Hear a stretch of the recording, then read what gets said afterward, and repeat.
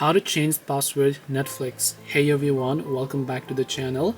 In this video I'm going to guide you on how you can change password of Netflix, so make sure to watch the video till the end.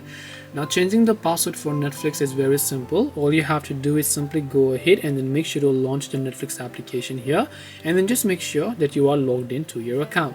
Now, if you are logged in and then you don't remember the password, or maybe you just decide that you would like to change it, come to the My Netflix tab from the bottom right. Then tap the three lines option located at the top right hand side. Then from here at the bottom, you can simply go to this option here that says account. Now once you come to the account tab, you'll be taken to the page where you can view your current email.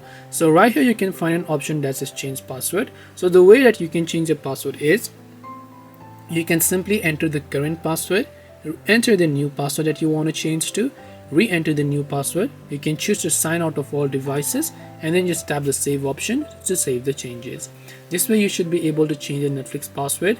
Hope this video was very helpful. If you have got any more questions, then feel free to also leave them down below.